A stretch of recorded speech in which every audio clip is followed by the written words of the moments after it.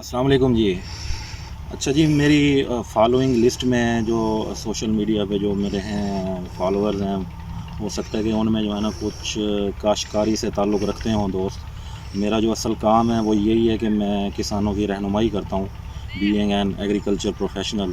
تو آج جو ہے یہ ویڈیو بنانے کا مقصد یہ ہے کہ گندم کی فصل ہمارے پورے پاکستان میں کاشت ہوئی ہے، تو میں نے کہا ایک پیغام چھوٹا سا دے دوں تاکہ جو ہے نا کسی کا فائدہ ہو جائے۔ تو گندم کے کھیت میں موجود ہوں، اور یہ جو مرحلہ ہے اس ٹائم یہ ہے اکثر جگہوں پہ پہلا پانی لگ رہا ہے گندم کو۔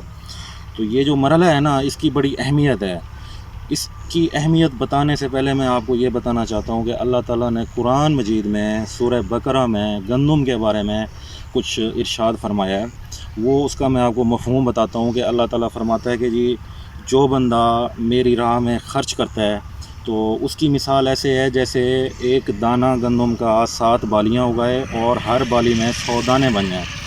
یعنی کہ اللہ تعالیٰ نے ہمیں ایک پوٹینشل بتا دی ہے گندم کا کہ ایک دانے سے 7 بالیوں سے مراد 7 اس کی شاخیں یا شگوفے، اور ہر شگوفے میں ایک سٹا بنتا ہے اور اس میں 100 دانے۔ یہ اللہ تعالیٰ نے پوٹینشل بتا دیا ہے کہ ایک دانے سے 700 دانے آپ لے سکتے ہیں۔ تو پاکستان میں بدقسمتی سے جو ہے ابھی ہم ایک دانے سے جو ہے نا کوئی 200 سے 250 دانے اوسطاً لے رہے ہیں، اور اسی طرح سٹے میں جو ہے وہ 50 سے 52 دانے بنتے ہیں۔ تو اگر ہم چاہتے ہیں کہ ایک دانے سے ہمارے 7 بالیاں یعنی کہ 7 شگوفے نکلیں، شگوفے سے مراد یہ دیکھیں، یہ میرے پاس ایک پودا ہے، یہ ایک مین پودا ہے، اسے کہتے ہیں مدر ٹلر۔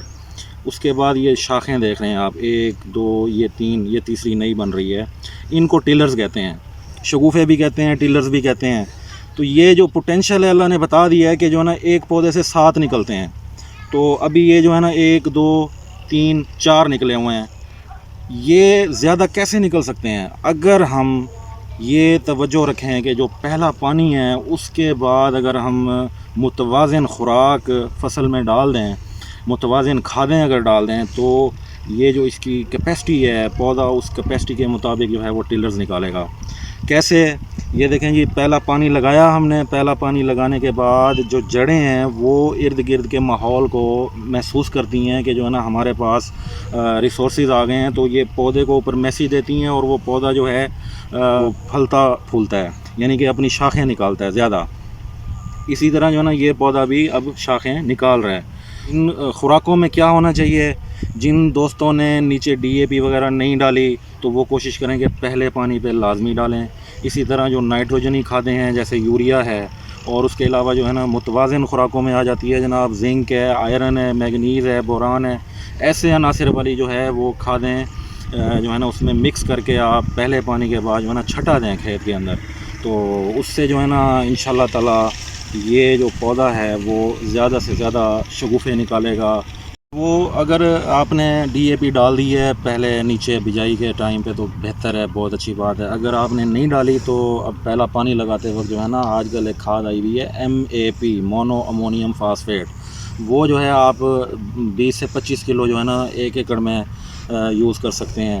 اس کے بعد جو ہے نا آپ زنک، آئرن، میگنیز، بوران، ان عناصر والا جو ہے نا ایک مرکب ہوتا ہے، وہ 3 سے 4 کلو جو ہے نا مارکیٹ میں دستیاب ہے، تو وہ آپ لے کے یوریا کے ساتھ اس کو مکس کریں، اور جو ہے نا پانی لگانے کے 2-3 دن بعد جو ہے نا آپ اس کو چھٹا کر سکتے ہیں۔ تو یہ جو ہے نا اس سے متوازن خوراک پوری ہو جائے گی۔ تو انشاءاللہ اللہ تعالیٰ کے فضل و کرم سے جو ہے نا آپ جب اگر یہ اس طرح کے یہ لوازمات پورے کریں گے تو بفضل خدا اللہ تعالیٰ جو ہے آپ کی پیداوار میں اضافہ کرے گا۔ لیکن ایک شرط وہی ہے کہ اللہ تعالیٰ نے یہ بھی فرمایا کہ جو میری راہ میں خرچ کرے گا، تو یہ نیت بھی آپ نے لازمی رکھنی ہے۔ شکریہ جی۔